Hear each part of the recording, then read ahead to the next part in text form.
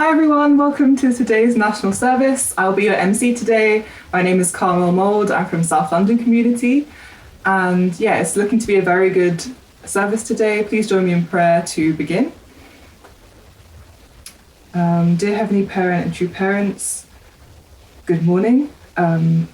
We want to say thank you that we can take this time today and every Sunday to think about you and give you extra attention and love. I really pray you can feel that from us today and that you can guide us and help us to sort through our feelings from the week, our reflections, look at our own progress, just digesting many intense experiences. And yeah, I just pray you can be with us and especially support those who are going through particularly difficult times at the moment. I pray that our community can stay strong and keep supporting everyone, and that we can use today's service to enrich our spirits and keep going and keep being there and keep showing up. I want to pray on behalf of everyone here in the name of Carmel Mould, a daughter of Adja and Nitya Mould of the Central Blessed Family, our Jew. Thank you. So I'm going to introduce now, we're going to have a couple of songs, children's story, and the local news, church news. With the songs, I want to encourage you, maybe it's not so natural to sing at home to a screen, maybe for some that's normal, but if you're not feeling that, then I encourage you to take this time to just reflect on this week, reflect on the lyrics, and just meditate on God's word and feel that somehow coming next. So please enjoy our worship as we continue this service.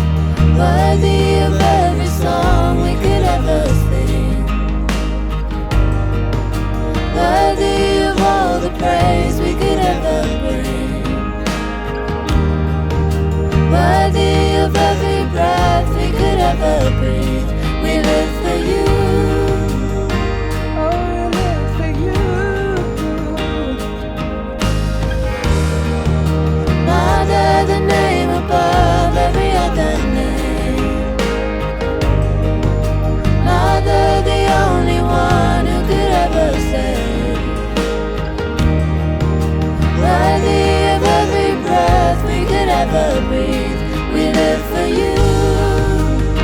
Oh, we live for you.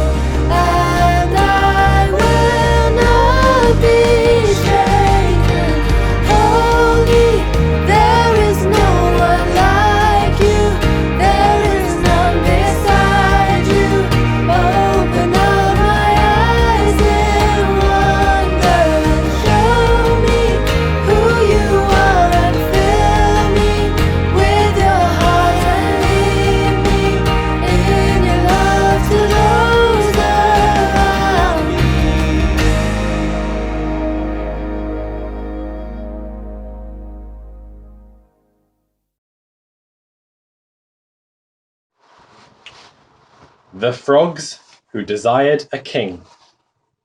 Once there were some frogs who lived together in a pond. They lived in peace with plenty of food. Oh, I'm bored. Is there anything fun to do? If we had a king, he would know what to do. You're right. We need a king. He will make us as happy as can be. Then let's pray for a king. That night, the frogs began to pray together. Please send us a great king. The next day, a log fell over the pond. Yay, our king has come. Wow, really? Time passed, but the log was still floating on the pond. Huh? What kind of a king is that? He can't jump, he can't sing, there's nothing that he can do. The frogs began to pray again for a new king. Please send a new king for us. The next day, a stork flew over the pond. Wow, look at those elegant wings and that beautiful beak. That must be our new king. I think our true king is here. Hurrah! Hurrah! Hooray for our king! The frogs hopped over to the stork. What a lucky day. Frogs are everywhere. I will eat you all. Ah, run away! Oh my, what have we done? We should have never wished for a king. The frogs regretted their wishes, but it was too late. They were all eaten by the stork that day. Be sure you can better your condition before you seek to change.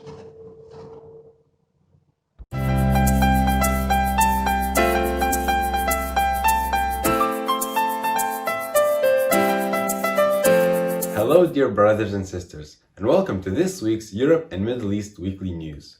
I am Artur Karagazan, a second generation from Lithuania, and I am very happy to host this week's weekly news. Before we take a look at the news from our region, let's first take a look at the providential news and activities centered on our true mother in Korea. The Korea Religions Association held its 2020 denominational working group meeting with 15 leaders from Christianity, Buddhism, Chondogyo, Daejongyo and Sueungyo, among others. The denominational leaders held discussions on projects for the second half of the year, including distance religious education, and agreed that they should focus on healing people suffering from stress and depression caused by the coronavirus.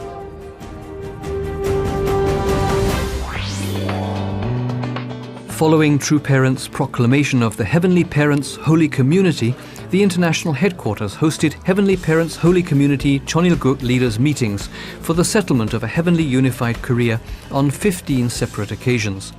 The Chonilguk leaders shared their opinions without reserve.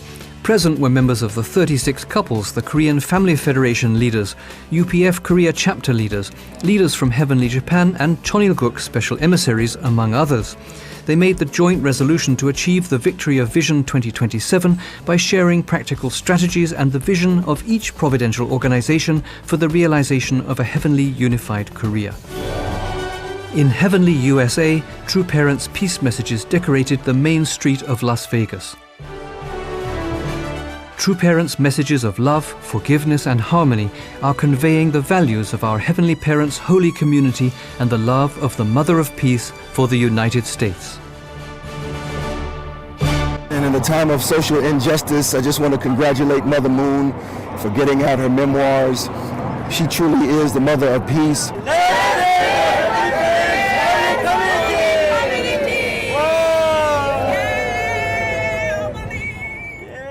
I would also like to report some news from our Eastern European sub-region. 12 young people, mostly second generation, are currently participating in a Divine Principle education and environmental project in the Kola Peninsula, located in Russia near the Arctic Circle. This project, under the leadership of Yelena Kalmatskaya, director of the Second Generation Department for Eastern Europe, combines Divine Principle studies, environmental projects, prayer and meditation. In Latvia, 29 people spent a day at a national park, collecting litter, boating on a river, and doing other environmentally friendly activities. The participants included both younger and older people and families. This activity was organized by Vadim Bolshakov of Family Federation. In Albania, our brothers and sisters recently held a 4-hour online vigil and special leadership inauguration. Leaders from 4 communities, Tirana, Elbasan, Durrës, and Shkodër, transferred leadership to a new generation of leaders. Since March, we offered 3 times in a row 40 days national devotion in order to support True Mother and to be able to sense and find the ways for Shin Albania to realize successfully Vision 2027. On the very last day, July 10, we organized a special 4-hour online program where diaspora of Shin Albania and other family members from Europe and USA joined together with us. We are very grateful for Reverend Corley greeting and encouraging the participants to follow the program by first showing the model himself. Our special envoy Reverend Giyong Shin shared with us an important selection of Hundoke. We had a session with testimonies from 4 community leaders who invested for 3 to 7 years in that role. They truly shared their hearts with tears of gratitude and conveyed deep messages and emotions. They were followed by the determination of the 4 new leaders stepping up. Dr. Balcom shared the recent developments and the heart of True Mother to reach 1/3 of the world's population. The meeting concluded with a presentation on Vision 2027 for Shin Albania and a unison prayer. Vision 2027! Sali, Sali, Sali! One exciting program that has been going on for several months now is a series of online interviews conducted by Universal Peace Federation of Russia with leading representatives from major religions and other VIPs. UPF Russia continued Zoom meetings. IPP, we had a meeting with Member of Parliament of Russia. IPD, we had a meeting with the representative of Judaism. IMAP, we had a meeting with the president of Interfax, news agency of Northwest Russia. We had a conference with the Women's Council of Bashkortostan. We distributed food kits and medicine in Moscow. We developed foundation for offline activity. I would also like to announce that on August 1st and 2nd, there will be an online 2-day Divine Principle workshop. It will be a great opportunity for you, your family, and guests to hear amazing presentations outlining True Parents' vision. And now let's take a look at some more news from around the European and Middle East region. This week, we are very much stimulated by reports from Portugal, where on July 9th, they organized an exhibition of Reverend Sang Myung Moon's centenary at the Peace Embassy in Lisbon. France, in Lyon, where they started to organize a series of 10 lectures once every 10 days, and Switzerland, where they are preparing an exhibition in the Geneva UPF office. At this moment, we are working on upgrading the Legacy of Love website and translating it into a few languages, developing more activities on social media channels, and translating the exhibition catalog into several languages. If you have started something, we would be very interested to learn from your testimonies. What have you been doing? What worked? What are your difficulties? What are your ideas, suggestions? Please send them to this link. To finish this week's news, I would like to read to you a short passage from Chapter 7 of True Mother's memoir, which touched me on a personal level. Keeping one's mind and body healthy, strong, and pure is a lifelong task, and its importance is greatest during our youth. When we are young, we stand at a crossroad. We have to decide whether to take the road that satisfies selfish desires or the road towards a great dream.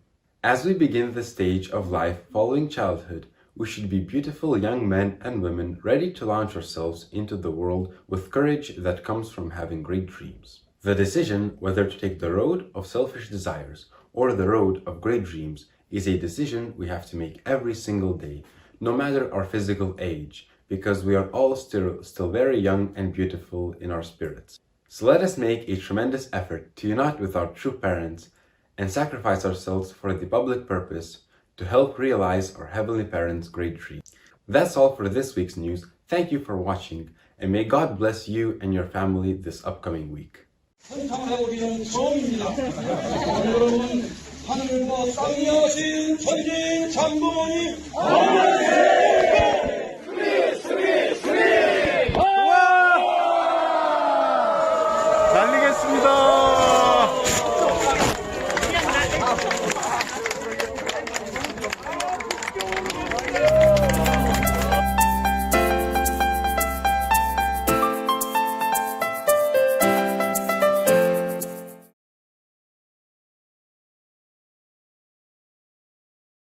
Hope deferred makes the heart sick, but a dream fulfilled is a tree of life.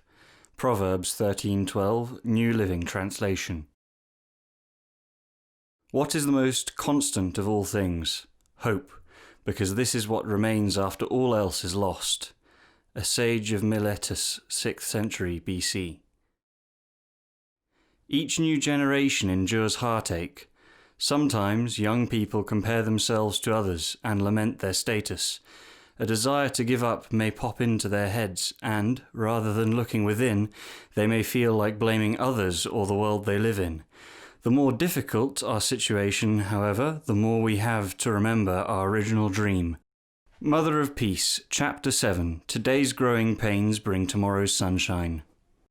Okay, great. I think we all now feel fully prepared for the sermon that we're about to receive. We're going to get a lovely message from Dr. David Earle, the pastor from Birmingham Community, and the title is God's Hope for Our Time. Please welcome Uncle David. Good morning, everyone. Thank you very much for joining this morning. I hope it'll be a good experience and I can share something that will inspire and encourage you for the week ahead. Nice to see you, I think, from Scotland and the north of England and Wales and the West Country, and not forgetting all the London regions, Bromley and north, east, south and central London, and of course our own Birmingham Midlands community. And if anybody's watching from outside of the UK, you're also most welcome. So my topic this morning is God's hope for our time. And I'd like to speak for a few minutes about hope, partly because, as I think you all know, True Mother's planning to hold a rally on August the 9th, a rally of hope. It's been postponed 1, 2, 3 times, I think, partly because of technical issues. So hopefully it will happen on August the 9th. And hope is a constant recurring theme in history, as you know, in the providence of restoration. And some of us have seen that over the last 14, 15 days from the wonderful presentations that have been given on the 15-day workshop from Giuseppe and Rainer and our very own Ashley Crosthwaite, deep, heartfelt lectures which have inspired us. But one of the recurring themes in all of that is this hope that God has had, great hope, never more so than at the time of the Messiah. And also, we've seen how many times that hope has been dashed. The time of the fall, the time of Noah, when God tried to restart the providence, recreation, the time of Jesus, of course, and but then seen those hopes dashed. And I felt a little bit like that when we went to the World Summit in February in Korea. And it was just such a hopeful occasion with people coming from all over the world, every kind of person from the top to bottom of society, all the different areas of society. But then we entered the coronavirus reality and lockdown. And I felt a little bit that hope dashed in a way. Of course, we've had to adjust to that. And my first reading, which came from Proverbs, reflects that a little bit from the Old Testament. I think you're all familiar with that. Hope deferred makes the heart sick, but a dream fulfilled, uses the word dream in this particular interpretation or desire, a dream fulfilled is a tree of life. And of course, we know the tree of life symbolized Adam in perfection. But my second quotation is a little bit more personal, and it relates to the time in the 1970s when I was studying for my doctorate in the far north in Aberdeen.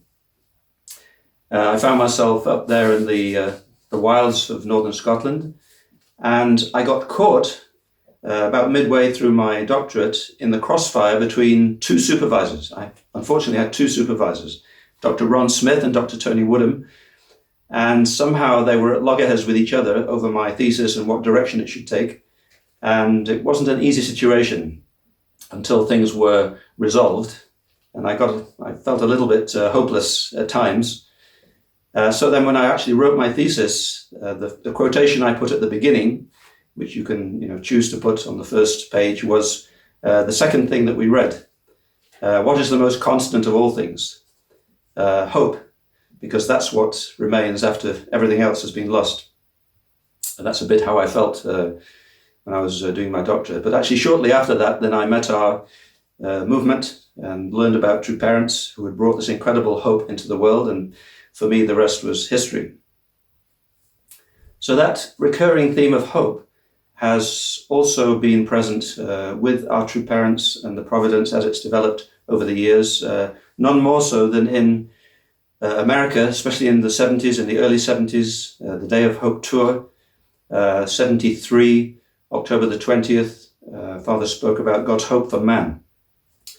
And then the next day, the 21st, I think, God's hope for America.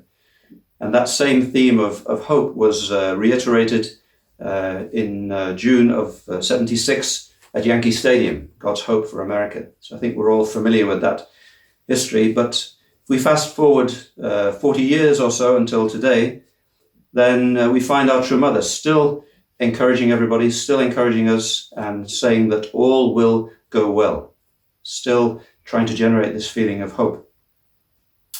Amazing. And of course, after the World Summit, then setting this goal that we need to somehow try and reach 1/3 of the Earth's population, 2.8 billion people, or whatever it is now. Not easy, especially when we got hit by the coronavirus and the lockdown, with all the fear, all the uncertainty, all the isolation that came into our lives. Not an easy reality to deal with. But as we gradually come out of lockdown, what can we bring with us from our experience to advance towards that incredible goal of trying to reach out to 1/3 of humanity? So I just wanted to mention two things. One more external, one more internal. I think the external thing that perhaps many would agree with that we're going to bring with us is technology, and the incredible upsurge of technology resulting in countless Zoom calls that some of us have been involved with. I think Dr. Mike Balcom, I don't know how he copes with the Zoom calls. One time we were in touch with him about midday, and I think he'd already been on 4 or 5 Zoom calls, and it was only halfway through the day. But Zoom calls and webinars, this incredible technology which allows us, as today and on our Wednesday evening prayer meetings and so on, to come together in the most extraordinary way from all over the world. It's quite incredible. So I think that will be one of the main things that we take forward, which will help us to reach this incredible goal of 1/3 of the Earth's population. And I believe also that young people will surely play a major role in that happening. I think we've seen that with the development of the Legacy of Love website and all the incredible things that we have at our fingertips, the Chosen series in America and so on. I think our young people were heavily involved in the development of that amazing experience that we could have. It reminds me a little bit, the present day of, I think you know those slides that we present in the principle. At the time of Jesus, we had the Roman Empire and the Roman roads going all over the place, all the way up to Hadrian's Wall in Scotland and so on. The highway that could have potentially spread Jesus' words and his message to a large part of the world at that time. And now we have the internet highway. Sometimes we compare these two, the Roman highways at the time of Jesus and the internet highway now at the time of our true parents. So I think that's the external takeaway that will hopefully carry us forward into the future in reaching more and more people. But internally, what can we bring out of the lockdown situation? And personally, I feel great hope.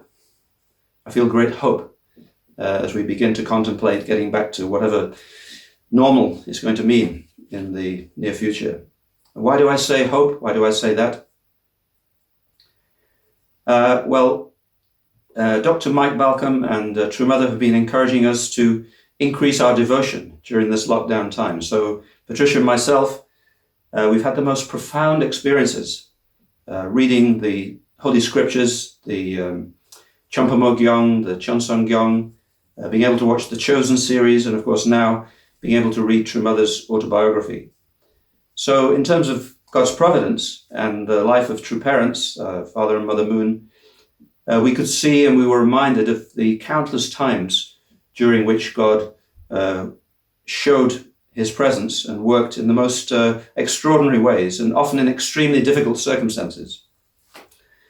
One particular example I came across recently was when True Father was in Danbury in 1985, and there was an upsurge of support that came particularly from the Black and independent churches in America, and True Parents received a special award, and True Mother went to receive it at Shaw University Shaw Divinity School, which was actually founded by a white person for people of Afro-American heritage to be able to gain qualifications, and in this case, the Doctor of Divinity degree, which was conferred on True Father while he was in Danbury. So I'm sure that must have given tremendous hope to True Mother in one of the darkest hours that she and True Father experienced. But in terms of our own personal lives, Patricia and myself, again, we had the time to reflect as we were reading the sacred scriptures and watching the Chosen series on our journey of faith and how God had worked so incredibly in our lives in many different ways, amazing ways, time and time again. We were reminded of the circumstances when we joined. Like many of you, God was working in a most extraordinary way. The tender touch of God, our Heavenly Parent, on so many different occasions in our life of faith. And I think some of you are aware, for example, of the web of mystery that allowed us, again, myself and Patricia, to meet True Parents in the most extraordinary way at Zurich Airport on the way to Vienna, the second time that True Mother came there. Just incredible, something which even now makes me tingle when I think of that reality and the way in which God touched our lives. So I feel that during lockdown, and even now, we can bring hope to people. When we reflect on how God has worked in the providence and how God has worked in our lives, then we can bring that same hope to people. It can be in the very simplest of ways, through a phone call, a birthday card, a doorstep visit, a chat in the garden, a bunch of flowers, particularly for the elderly and perhaps those who are not feeling well, maybe sick. Then if we do those kind of things at this time, that's one way that we can really bring hope to people. So as we come out of lockdown, and of course, observing the rules and regulations, social distancing and so on, I feel we can bring that hope to people in all kinds of different circumstances. If I had to say, coming to a conclusion, what are the most important things in terms of what we can do to bring hope, then I would suggest three things. One is go to where people are. Again, observing social distancing and so on, but go to where people are. That could be their doorstep, it could be a chat in the garden, it could be to a particular community or a church or whatever, but we need to go to where people are. And often people are very appreciative of that and never ever forget visiting and bringing hope in this time of difficulty. The second thing is perhaps even more important in a way for God to be able to work and for us to bring hope. Then it's to keep the overall goal of whether it's national restoration or the bigger picture, or this goal that True Mother has for the next rally, to keep that bigger picture uppermost in our mind, in our hearts, in our prayers and thoughts, but then work at street level, keeping that in mind, working at street level with individual people or individual families or communities. And then we'll find, I think, that God will be able to take that and use that to fulfill that higher purpose, that bigger picture, if we keep that in our prayers and uppermost in our mind.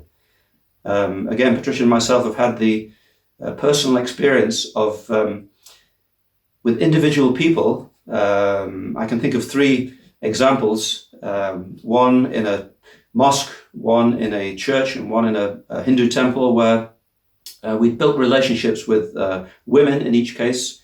In the first instance, Yasmin, Patricia's best friend, she introduced her to their mosque community, and after a number of years, then we ended up being able to take the blessing into that mosque. And similarly with another lady, Indu. She was a key person in a particular Krishna temple in Birmingham, and we built a relationship with her. We were able to go into that temple and give presentations to the elderly people, and then last year we could go into that temple and share the blessing with 70 or 80 of their elderly couples. It was such a beautiful experience. And then finally with one Eritrean lady, Yordano, then she would come to the peace meeting, and we would go to see her at Christmas and take a little gift, and we got to know her children. They would come here and visit us. And then suddenly last year, getting to know her husband, then that opened the way for us to go into a church when they had a national meeting of the Eritrean community in the UK. And again, we could take the blessing and share the blessing on that bigger level, but working with one particular person. So keeping the bigger picture in our mind, as Dr. Balcom's always encouraging us to do, and thinking about True Mother and her concerns, but working at grassroots level, at street level, with individual people. And finally, my third point would be that we need to do and bring this hope together. We need to cultivate this sense of togetherness in whatever way that is, by keeping in touch with each other, visiting one another, joining together on the Wednesday evening prayer call, coming together as we do today for this Sunday service. Whatever we can do to generate this sense of togetherness, and that we're all bringing this hope together to our communities, to our nation, and to the wider world. So, who is going to bring hope in this world? Surely we are the ones. If we can't do it, who can do it? Knowing who we are following, knowing what we know, and having had the experiences that I referred to in your personal life, our personal lives, seeing God working in the providence, the same Heavenly Parent who is alive and well today, we have to be the people. So in conclusion, you can do it, I can do it, we can do it together. Thank you very much, brothers and sisters. God bless you and have a wonderful week.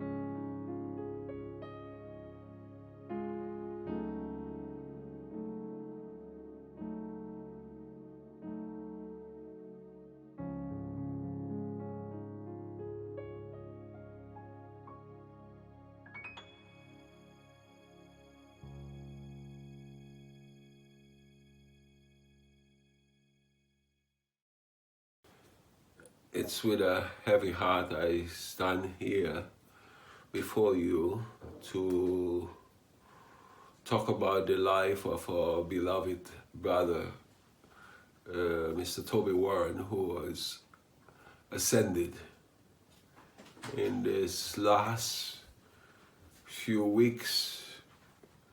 He has been going through a very dark period in his life. His wife was going through quite a suffering course and not being well. Also, his son, a lot of emotional attacks. And in the end, he began to feel it was all his fault. Bit by bit, to take on all the weight of the families, all the weight on himself and begin to accuse himself. And in the end, it got too much for him. He could not perceive how much God loved him, how much God cared for him. And in the end, he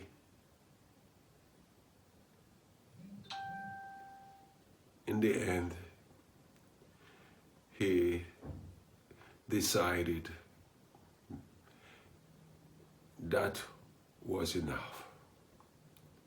We will deeply miss him. He was a key part of our South London community, and all of our hearts and our love go out to him and his whole family. May God bless you, Toby. Please join me in a benediction prayer.